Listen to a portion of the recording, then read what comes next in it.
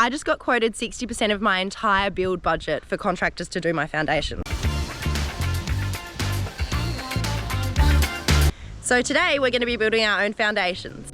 I picked up a power tool like less than a year ago, so I really have no experience, but I also have no choice. Let me quickly explain my situation. So I ran a bush school in a very unique part of Australia, but after COVID and with the housing crisis, I had to leave my rental and my bush school and find a new home. I couch surfed for like a whole year, and it was me trying to look for a house within my budget, but I couldn't find anything. So I either had to live in limbo or take action. So even with no experience at all in trades, I decided to buy untouched land and start from scratch, building my own off-grid container house and homestead by myself, learning as I go. I've already gained so much experience along the way through installing rural fencing, building a chicken coop, renovating caravans, enhancing my dam, building an outhouse, bringing in a septic system, and the whole planning and approval process to begin the build. Each step was to lead to this day, the day that I finally start building my dream house with my own two hands. I'm Jasmine and this is Building a Dream. Subscribe to my channel to come build my dream off-grid house and homestead with me. I just realised that the plans that I paid thousands of dollars for are wrong. One of the container home build.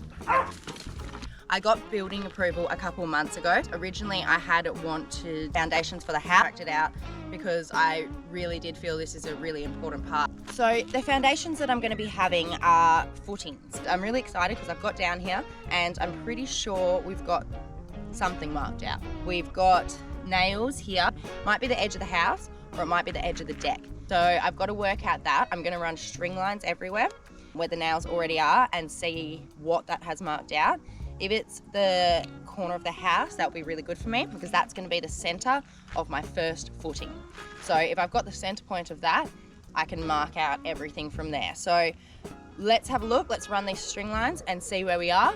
And if not, I might have to do my own measurements. So I've also got a laser level, never used one before in my life. I'm gonna have to obviously use it today. I wanna make sure everything, triple, quadruple check everything. We wanna get it right the first time. Get these string lines marked out and let's get started. My container house will be made up of 4 40-foot high cube shipping containers. 3 of them will be on the ground level sitting next to each other horizontally, and then there'll be a large deck around the entire ground level. The 4th container will become the first level along with a large open deck that will span the area of the other 2 ground level containers. Check out that slope though. I have no idea how tight you have to pull these things. I'm guessing pretty tight.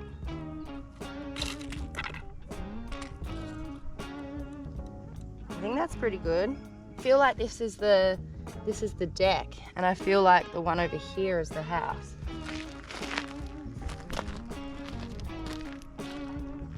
To be able to build your own house in Australia, you have to become an owner builder, which means doing a course and then getting a white card.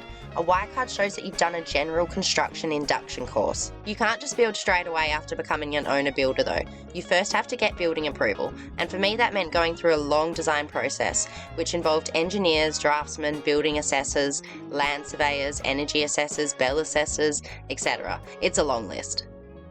I've just finished marking out the string lines from what was already here, so the nails that were already in the barrier, and I don't know if you can see, got my string lines here, but there is an extra line just on one side, so I'm wondering if the deck was marked out on one side but nowhere else.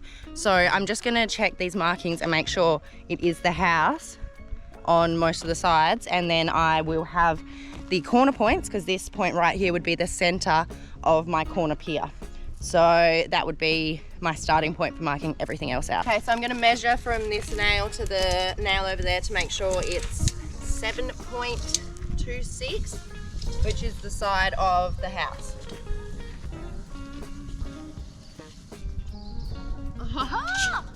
She's spot on. All right, that is good to know. That means this is definitely the side of the house. I think we've just got one extra for the veranda on this side. But what I'm going to do is I'll just measure these ones up to make sure I'm right with the other sides, and then I might get rid of that veranda line so I don't get confused, because I'm not doing this stump for the veranda until after the containers have been delivered, because they're just going to get in the way. Oh, it's only 8 meters long. Alrighty. I'm gonna need, oh goddamn, what am I gonna need? I'm gonna need my little wheel. I'll measure the other side first. Spot on. 7.26. All right, so now I just need my little measuring wheel to do the other two sides because they're too long for my measuring tape. All right, so that means, oh, I gotta find out how long that is before I can take away the extra line. All right, let's get the measuring wheel.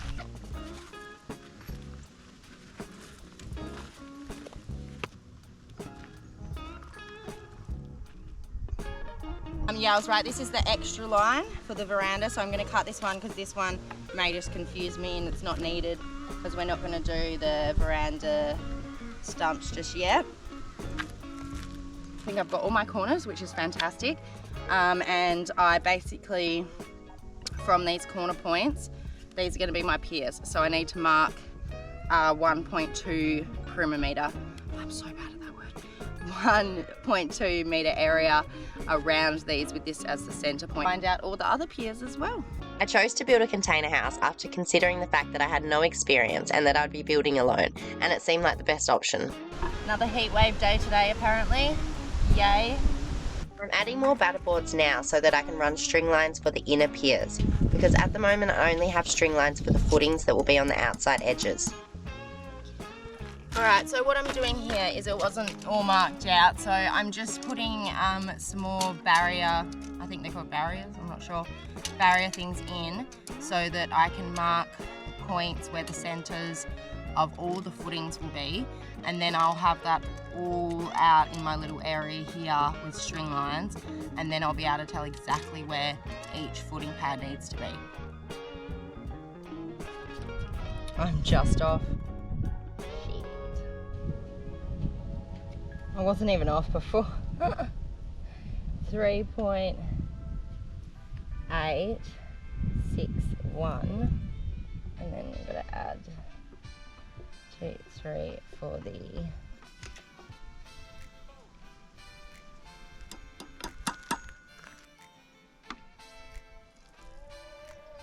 The batter boards that I need to put up now are at the back of where the house will be, and they need to be a lot taller because there's quite a big slope on the property. It's also not an easy task getting the stakes in, because at the moment the ground is rock hard clay, but it will change to clay slush in the winter. Also, I have put on sunscreen today, but it was an extremely hot day. My method for adding these middle batter boards was using the original batter boards and connecting them with a string line. I then used the laser level to check the string line was correct, and then I went along and drilled the batter boards onto the stakes. I then went back with the laser level and did a final check to make sure that they were all correct. Bloody knackered. I do not recommend working in 40 degrees Celsius heat. It is very hard. Okay, so I think I have all the nails in so that I can run all the string lines, which will be the center points of my footings. So if you can see, I've just got all the nails in like this all the way along, and now I'm going to run all my final string lines. March flag, little, sorry. Yeah, I'm gonna run all my string lines, and then I'll have all the center points for my footings, and we can mark out the squares from there. I've just got to the end of the day of being out on this pad for about 12 hours. I spent the whole day making sure all my markings were correct and going off the plans. I just realised that the plans are wrong. So they've got the wrong shipping container dimensions on them. And I realised, I was looking at them and I was like, hang on, that's not the size of a shipping container. What? So yeah, I'm gonna have to fix that. So I can start now, I guess, but I think it's tomorrow's job. There's always gonna be something that goes wrong like this. But to be fair, now I'm glad that I decided to do the foundations myself, because if I had have contracted this job out, nobody else would have picked up on this, that shipping containers aren't this size. So everything would have been wrong. The footings wouldn't have sat where they were meant to, and yeah, it would have wrecked everything. So at least I've picked up on it, I guess. Oh, This is day 2 of the foundation build and we're off to a good start with lots of energy and cloud cover. I'm so glad that I ended up doing these foundations myself, because if I hadn't have, nobody would have picked up on this, and these foundations would have been done completely wrong, and the only time we would have worked it out is, I'm guessing it would have got through inspection and everything, because it would have been exactly the same as the plans. And the only time we would have worked it out is when the actual shipping containers arrived and they've gone to be placed on and we've realised, oh wait, they don't fit. So I'm really glad that I picked up on that now, and I'm really glad I'm doing the foundations and pretty much everything with the build, because having been the one that planned the house, I'm the only one that's going to know exactly how it's meant to go. So yeah, so even though that sucks at the end of the day that I did so much and got to the end of the day and realised that, it's okay. At least this is a really important part and I want to get it right. So at least I figured it out now and we can get it right from here. So my job this morning is remeasuring everything out. The batter boards are still level, which is great. It's just the nails and therefore string lines that are in the wrong position and need to be redone. It's not the right one. Okay, so mistake number 1, and I'm sure there's going to be lots. When I was tired after realising all the markings were wrong on the plans, I worked out the markings and I had them in my head. Obviously got really tired, did these other 2 sides, and they're great, they're fantastic. But then I started doing this side, and instead of having 2-4-4 in my head, I had 3-4-4. And so I've done this wrong, even moved a post and everything. So don't do things when you're tired. And always, always triple, quadruple check all the markings. Okay, so I have booked a digger in for Monday. So I'm gonna go pick it up. It's about 30 minutes away, and then I'm gonna bring it back here and I'm gonna dig my footing pads. I'm so excited to use it. I know like it's probably easy and it's not that big of a deal, but yay. So I just need to put the dots for the center of my footings and then create the squares. So I've marked out my center points and now I just need to get my squares, and I think there's a few ways I can do this. I think the best way is to either create new string lines using this border with a different color, or use the existing string lines to create the markings on the ground, which might be better. But we're almost marked out. I've run out of marking spray, so I'm gonna have to go get some more and continue. I got 12 marked out before I ran out and I've got 4 left to do. Today we're going to take a little break and take a long drive to the salvage yard to get some supplies for the foundations. I'm going to go get concrete supplies. So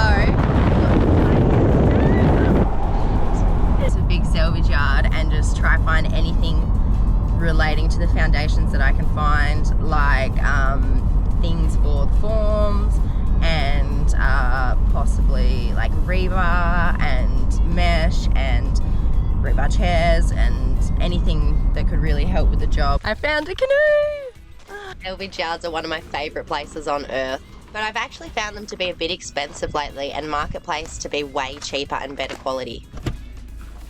I'm in my heaven. Windows everywhere. This is what dreams are made of. Got rebar.